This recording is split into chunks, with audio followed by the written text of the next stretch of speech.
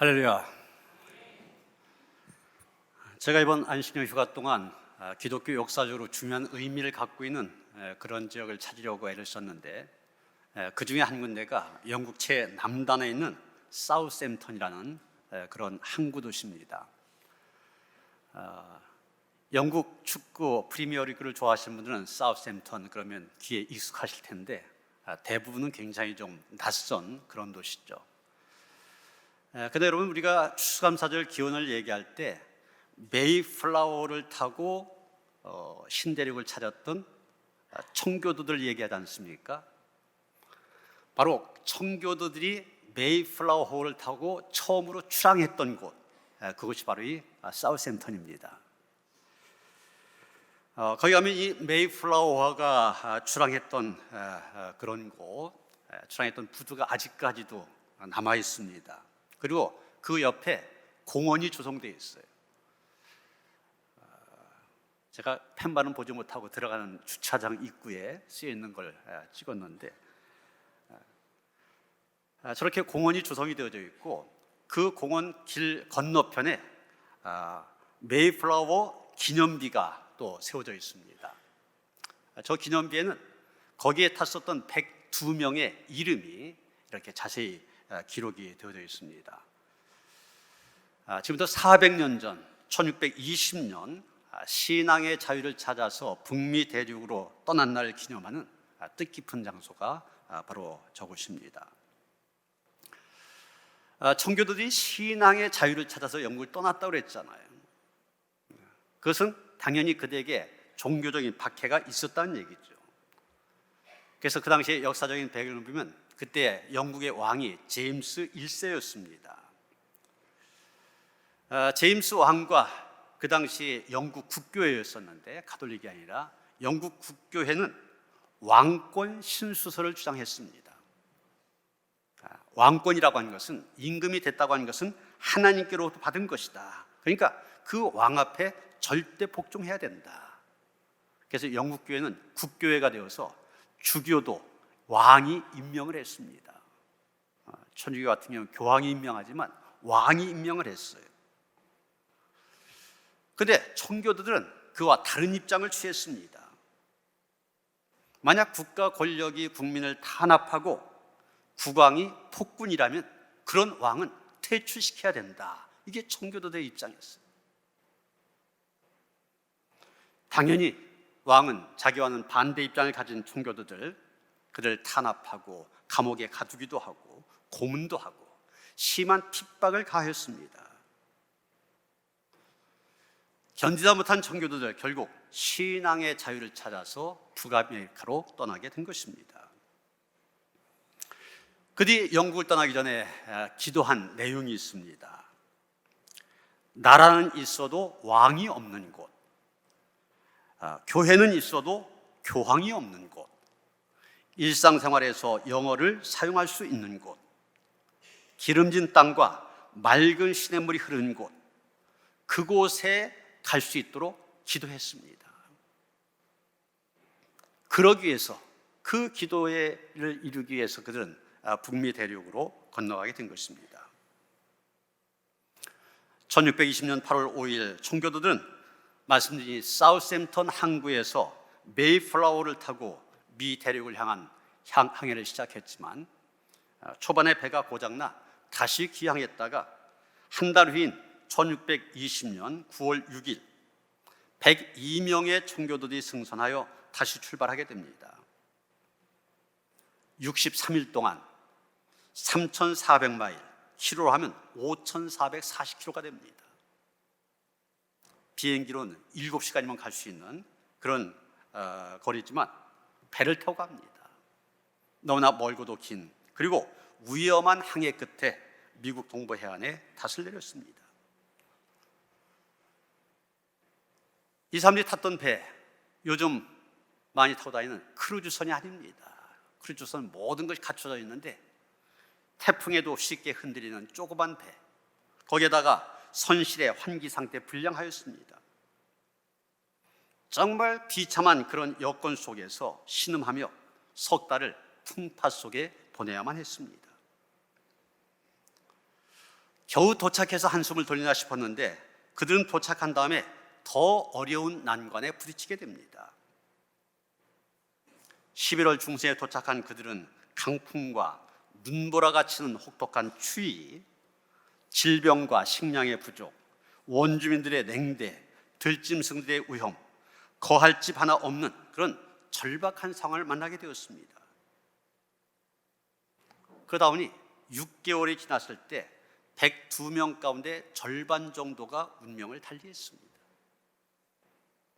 생존자 50명, 그들 중 다수는 지치고 건강이 쇠약해져서 질병으로 신음하였습니다. 여러분, 이런 상황에서 그들의 마음이 어떠했겠습니까? 아마 원망의 마음, 불평의 마음 당연히 있었을 겁니다. 하나님, 잘 믿어보려고 애쓰는 우리에게 왜 이런 어려움을 주십니까?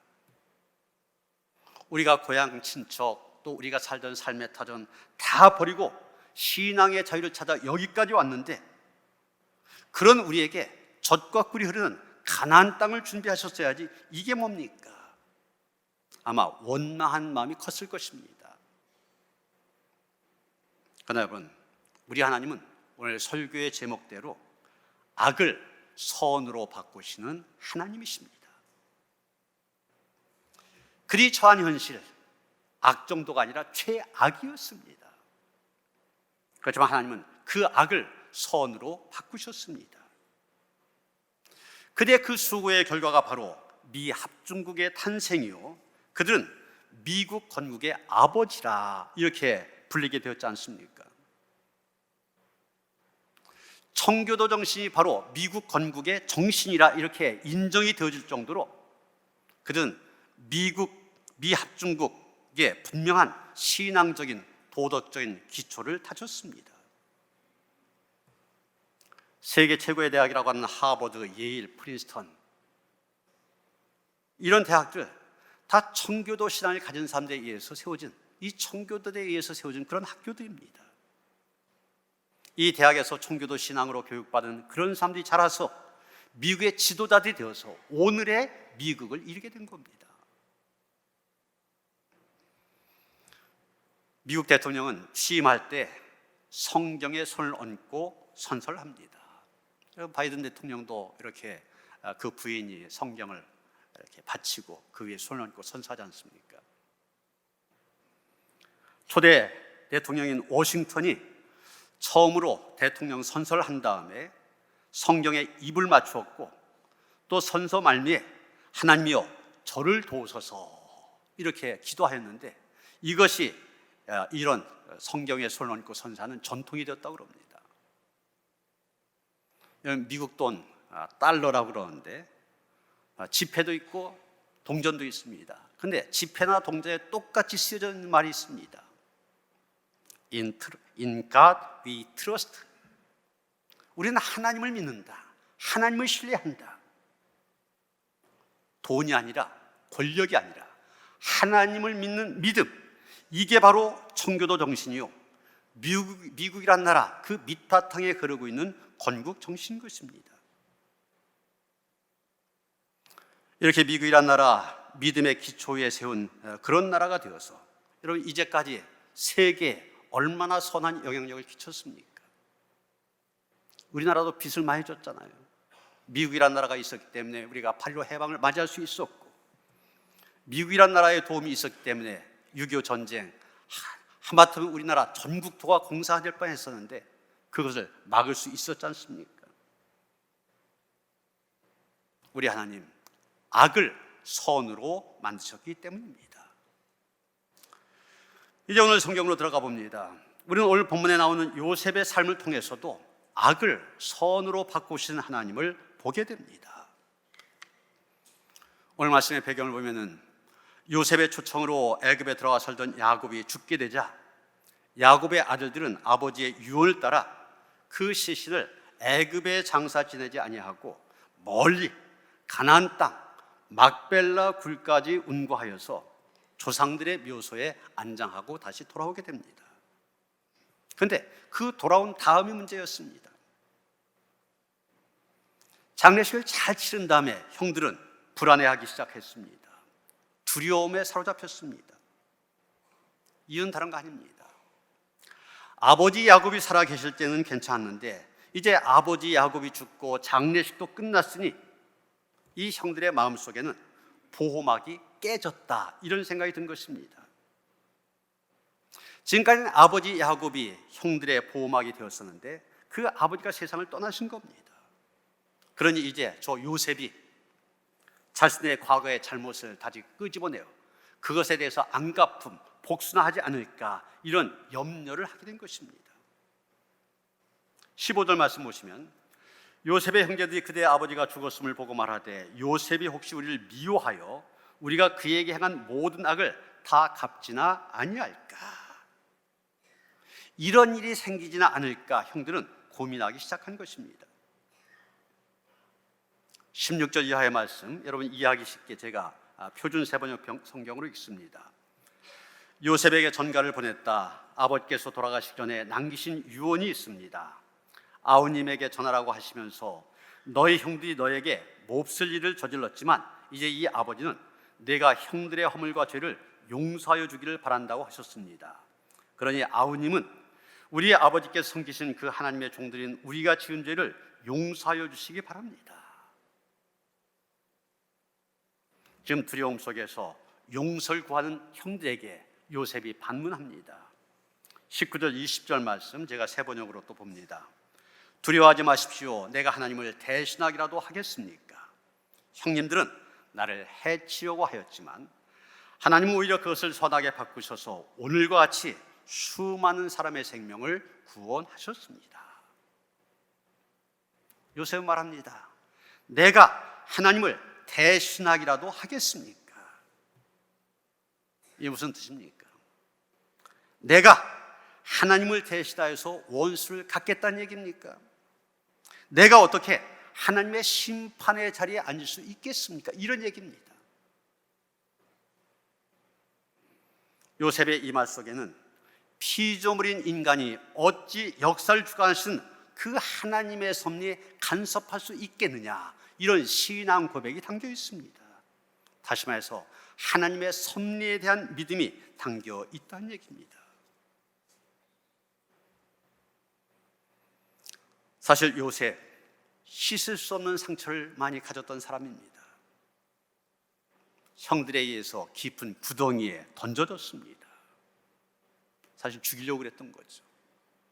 얼마 후에 그래도 맏형이 말리는 바람에 형들은 그 요셉을 다시 꺼내어 애굽에 팔아버렸습니다. 애굽에 팔려간 요셉 누명을 쓰고 감옥에서 장장 10년의 세월을 살았습니다. 그리고 천신만고 끝에 애굽에서 총리의 자리에 오르게 된 것입니다. 상상도 못할 일이 현실로 나타나게 된 것입니다. 아마 한참 시간이 지난 다음에 요셉은 지난날의 자기를 되돌아보았을 것입니다. 참 되돌아보니 자신의 지난날의 삶, 파란만장한 삶이었습니다. 지금 내가 총리의 자리에 올랐다고 한 것 꿈만 같았을 것입니다. 그때 요셉의 머릿속에 든 생각, 어떤 생각이었겠습니까? 이 모든 것 하나님이 하셨구나, 하나님이 하셨구나 생각했을 것입니다. 다시 말해서 내가 오늘 이 자리에 서게 된 것 모두 하나님이 하셨다 생각했을 겁니다. 하나님께서 나를 이 자리로 인도하시기 위해서 이런 길 저런 길 만들고 인도하셨구나, 그런 생각 절실하게 했을 것입니다. 여러분, 믿음으로 살았다면 지난 날을 돌아보면서 정말 하나님께서 내가 원치 않는 이런 과정을 거쳐서 이런 길을 통해서 나를 이곳으로 인도하셨구나, 하나님의 섭리에 대한 깨달음이 있을 것입니다. 제가 요셉처럼 하나님이 나를 인도하셔서 오늘 이 자리에 있게 하셨구나 처음으로 깨달았던 것이 감리교 신학대학에 들어간 다음입니다. 전에도 말씀을 드렸었지만 제가 중3 때 요즘 말로는 요즘 의학용어로는 뇌출혈이죠. 제가 그때는 무슨 말인지 몰라갖고 동네 사람들이 풍증이라고 그랬습니다. 이 나이가 든 사람은 중풍인데 이 어린애가 그렇게 됐으니까 풍증이 걸렸다 이렇게 얘기를 들었는데, 요즘 뇌출혈이 생기면서 제가 이 반쪽을 쓰지 못했습니다. 팔도 다리도 쓰지 못하고 입도 반쪽을 쓰지 못하니까 말도 제대로 못합니다. 동네 사람들 거의 다 와봤고 친척들 다 와봤는데 제 그 몰골을 보면서 다 눈물 흘리면서 그래. 얘는 죽지 않으면 평생 이렇게 살 거다.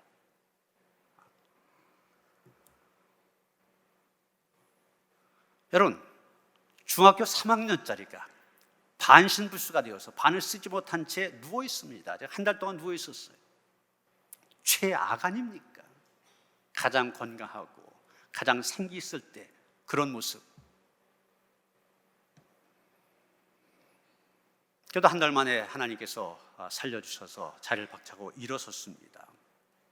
그러니까 목사님이나 기도 많이 하시는 장로님이나 너는 하나님이 살려주셨다. 주의 일을 해야 된다. 주의 종이 돼야 된다.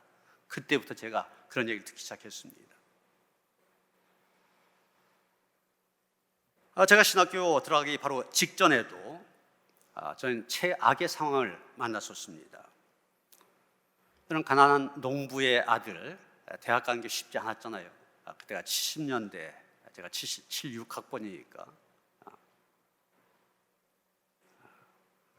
대학에 가려고 해도 대학에 들어갈 수 있는 돈이 없습니다. 그래서 공부 좀 한다면 가는 데가 그때 육군사관학교였어요. 저도 당연히 육군사관학교 시험을 봤습니다. 제 실력 그때 보면은 전년도 선배들과 비교하면 충분히 합격할 수 있는 그런 성적이었었어요. 떨어졌습니다. 유일한 대학 갈 수 있는 그런 길이 그거였는데, 그랬을 때 얼마나 낙심이 되었겠습니까? 최악이었습니다. 그러나 떨어졌기 때문에 제가 신학교를 갈 수 있게 되었고, 신학교에 들어간 다음에 제가 지난 날을 돌아오면서 그렇구나, 내가 원치 않는 그 길, 하나님께서 그 길로 나를 보내셔서 결국은 여기로 이끌어 주셨구나. 지금 그 생각은 지금까지도 변치 않습니다. 여러분, 하나님께서 나를 인도하셔서 이 자리에 있게 하셨구나. 요셉이 분명히 확신하였는데 그 확신을 표현하고 있는 것이 바로 창세기 45장입니다. 오늘 말씀 가운데 그 얘기가 나오지만 창세기 45장에 좀 더 분명히 표현되고 있습니다. 먹을 양식이 없어 요셉을 찾아온 곡식을 사기 위해서 애굽에 내려왔던 형들, 요셉이 만나지 않습니까? 그들 앞에 자기의 정체를 밝혔을 때 형들이 깜짝 놀라 자기들의 과거에 잘못한 것들 한탄하면서 후회할 때 그들에게 한 요셉의 말이 있지 않습니까? 창세기 45장 5절입니다. 당신들이 나를 이곳에 팔았다고 해서 근심하지 마소서, 한탄하지 마소서. 하나님이 생명을 구원하시려고 나를 당신들보다 먼저 보내셨나이다. 또 8절에 가서 뭐라고 합니까? 나를 이리로 보낸 이는 당신들이 아니요 하나님이시라. 여기에 하나님의 섭리에 대한 그의 확신이 나타나 있습니다. 그렇습니다. 요셉은 하나님의 섭리를 분명히 알았던 사람입니다. 확신했던 사람입니다. 그가 어떤 환경, 어느 자리, 어느 때나 하나님의 섭리를 확신하고 살았습니다. 하나님의 살아계심을 절대 인정하며 살았습니다. 아버지의 그 사랑의 그늘 속에 그 가운데서 살아갈 때도, 형들의 배신을 겪으면서도, 노예의 자리에서 고난을 겪을 때에도, 보디발의 가정 총무로 풀려지는 그런 행운 가운데서도, 보디발 아내의 집요한 유혹 가운데서도, 또 감옥에 갇힌 절망 속에서도, 애굽의 국무총리의 자리에 올라서는 그런 행운 가운데서도, 그 어떤 상황 속에서도 요셉은 철저하게 하나님의 섭리를 이해하고 그것을 해석하며 인정하며 살았습니다. 그러다 보니 어땠습니까? 형들에게 배신을 당하면서도 분해하지 않았습니다. 하나님의 섭리를 믿었기 때문에 그런 상황에서도 마음의 평안을 누릴 수가 있었습니다. 보디발의 아내에 대해서도 원한을 품지 않았습니다. 억울하게 갇혔던 감옥 속에서 보디발의 아내를 향하여 원망하지 아니하였고, 감옥에서 풀려나 애굽의 총리가 된 다음에도 안가품을 한다든지 복수한다든지 그런 일을 하지 않았습니다. 나중에 애굽의 총리가 된 후 형제들을 만났을 때에도 형들의 과거 배신에 대해서 복수하지 않았습니다. 요셉의 삶, 하나님의 섭리에 대한 믿음이 이끌어온 삶입니다. 그는 하나님의 섭리를 믿었기 때문에 철저하게 하나님의 주권을 인정하고 하나님의 주권에 굴복하고 순종하며 인내하며 기다리는 삶을 살 수 있었던 것입니다. 여러분, 진정한 믿음이 무엇입니까? 진정한 믿음은 다른 거 아닙니다.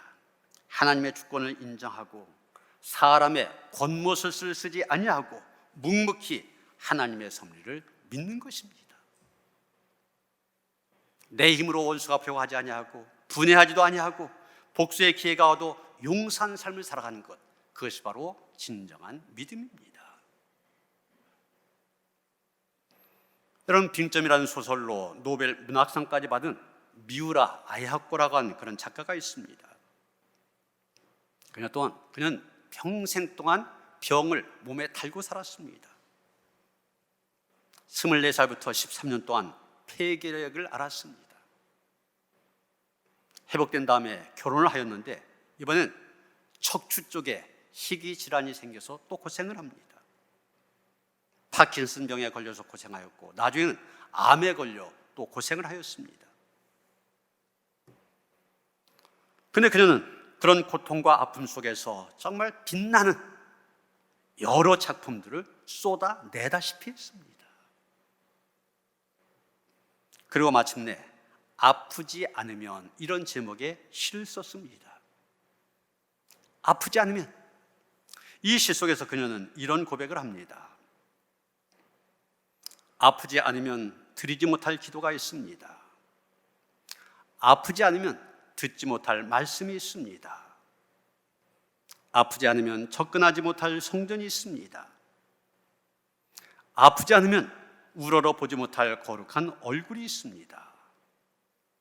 아프지 않으면 나는 인간일 수 없습니다. 아픔은 축복입니다. 그녀는 고백하고 있습니다. 아픔이 자기에겐 축복이었다고.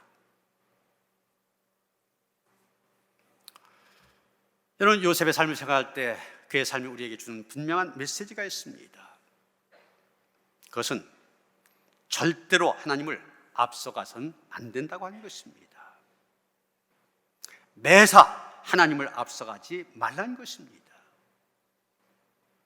요셉이 구덩이에 빠져서 그리고 옥중에서 절실하게 느끼고 깨달은 것이 바로 이것입니다.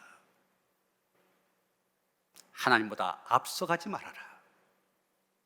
그런데 이게 말이 쉽지 실제로는 쉽지 않은 일입니다. 요새 그 당시 상황을 생각해 보세요. 내가 오늘 이렇게 성공을 했지만 지금까지 겪은 고통과 상처 정말 말로 형용할 수 없습니다. 같이 자라왔던 형들이 나를 죽이려고 구덩이에 던지고 다시 꺼내서는 돈 받고 애굽 상인들에게 종으로 팔아버렸습니다.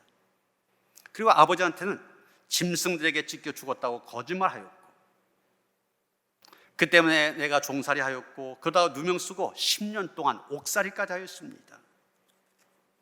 여러분, 이런 일들 생각할 때마다 속에서 화가 치밀어 오를 것입니다. 생각만 해도 심장이 떨려왔을 것입니다.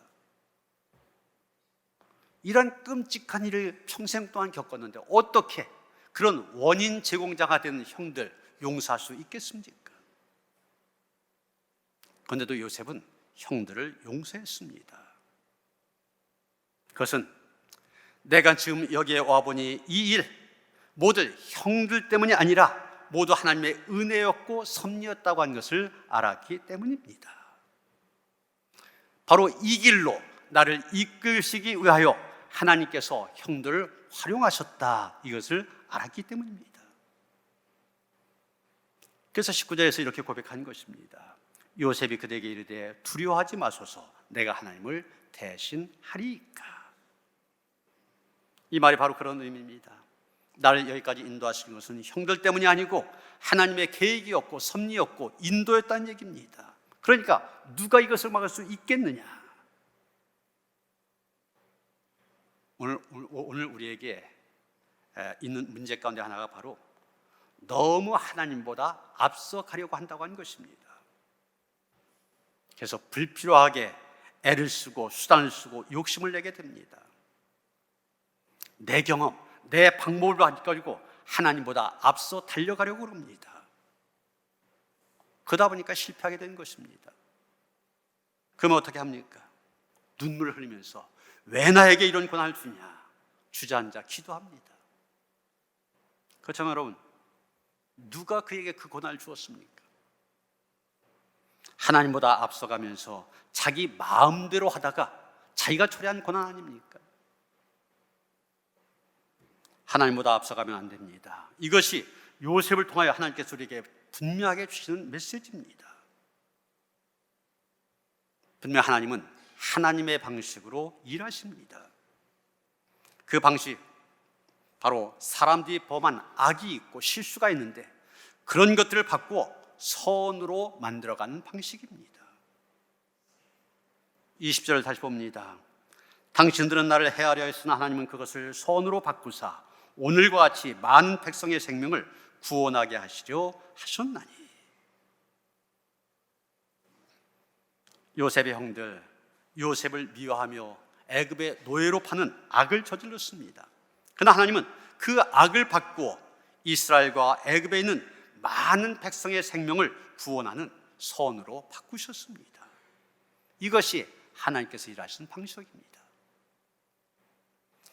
이런 하나님에 대해서 로마서 8장 28절 보면 사도 바울은 이렇게 말하고 있습니다. 우리가 알거니와 하나님을 사랑한 자, 곧 그의 뜻대로 부르심을 입은 자들에게는 모든 것이 합력하여 선을 이루느니라. 모든 것이 합력하여 선을 이룬다. 여러분, 이 모든 것 속에는 우리가 저지른 악, 실수, 잘못, 연약함 다 들어있습니다. 이 모든 것을 합쳐서 하나님께서는 선하게 만드신다, 유익하게 만드신다, 좋게 만드신다는 얘기입니다. 우리는 우리의 부족함으로 인하여서 우리의 인생 엉망으로 만들 수 있는데 하나님은 그것도 이용하여서 작품으로 만드신다는 것입니다. 이란에서도 테헤란에 있는 왕궁은 모자이크 장식으로 유명하다고 합니다. 입구부터 번쩍이는 유리로 덮여 있어서 눈이 부시고 둥근 천장과 벽과 기둥에는 마치 다이아몬드가 박혀 있는 것 같은 착각을 일으키게 만든 거예요. 그런데 자세히 보면 거울 조각들이 빛을 반사하며 그 영롱한 빛을 낸다고 합니다. 그런데 이런 거울 조각 모자이크가 탄생하게 된 내막이 있었습니다. 원래는 이 벽면에다가 대형 거울을 붙이려고 했대요. 그래서 프랑스 파리의 한 회사에게 거울을 주문하였는데 그만 운반하는 도중에 깨어져서 이 거울이 금이 가든지 또 산산조각이 나버리고 말았습니다. 그래서 사람들이 실망하고 버리려고 하는데 한 건축가가 버리지 말라고 하면서 이렇게 말했다고 그래요. 버리지 마시오. 어쩌면 깨어졌기 때문에 더 아름다울 수 있을런지 모릅니다. 그러면서 나머지 거울들도 이 잘게 깨트려서 그것을 모자이크 재료로 만들고 그것을 벽에 하나하나 붙였습니다. 그 결과가 이렇게 영롱한 무지갯빛을 내는 모자이크 작품이 되었다는 것입니다. 여러분, 내 인생, 자기 인생에 대해서 실망하지 마시길 바랍니다. 우리의 인생 깨진 유리 조각처럼 쓸모도 없고 볼품도 없을런지 모릅니다. 실수로 망가졌을런지도 모릅니다. 그러나 그것이 하나님의 손에 쥐어질 때 거기서 아름다운 작품들이 나오게 됩니다. 건축자의 버린 돌을 모퉁이의 머릿돌로 만드신 것이 바로 하나님의 방식입니다. 요셉은 그 하나님의 손길을 보았기 때문에 형제들을 용서할 수 있었습니다. 여러분, 우리의 눈을 과거로 돌리지 마시길 바랍니다. 미래를 바라보아야만 됩니다. 하나님께서 내가 망가뜨린 인생 어떻게 아름답게 빚어가실까, 이러한 기대감을 가지고 미래를 바라볼 수 있어야만 됩니다. 이런 믿음이라는 건 다른 거 아닙니다. 하나님의 이런 선한 역사를 바라보는 것입니다. 오늘 읽지 않았지만 오늘 본문에 이어진 22절 이하를 보면 요셉의 죽음에 대해서 기록하고 있습니다. 그런데 요셉이 지금 마지막 죽음을 맞이하고 있으면서도 그의 눈은 먼 미래를 바라보고 있는 것을 보게 됩니다. 비록 기근 때문에 애굽 땅에 피난왔지만 이곳에서 큰 민족을 이루게 될 것을 바라보게 됩니다. 때가 되면 하나님께서 약속의 땅 가나안으로 자기 민족을 이끌어 가실 것 믿어 의심치 않았습니다. 그런 믿음이 확실했기 때문에 그때가 되면 자기 육신 여기에 묻지 말고 자기의 해골들을 가나안으로 가져가라고 그렇게 유언합니다. 인간의 실수와 실패보다도 합력하여 선을 이루시는 하나님의 능력의 손을 바라보았기 때문입니다. 사랑하는 성도 여러분, 요셉은 형들의 악한 시기심 때문에 희생이 되었지만 그 형제들이 저지른 악함 속에서 자기 백성을 건지시려는 하나님의 선한 뜻이 역사하고 있음을 보았습니다. 우리도 그것을 볼 수 있어야만 됩니다. 그리고 우리가 어떤 문제를 만나든지 어떤 사건을 만나든지 쉽게 판단하고 성급한 결론을 내서는 안 됩니다. 오히려 그 순간에 하나님의 섭리를 생각하며 요셉처럼 믿음으로 인내할 수 있어야만 됩니다. 그래서 요셉처럼 하나님의 섭리에 대한 믿음으로 악을 악으로 갚지 아니하고 선으로 갚는, 그래서 악을 선으로 바꾸시는 하나님을 닮아 선으로 악을 이기며 살아가는 그런 성도들 되어주시기를 주님의 이름으로 축원합니다. 하나님, 우리의 하나님은 우리의 생각을 뛰어넘어 우리의 삶을 이끄시고 섭리하심을 믿습니다.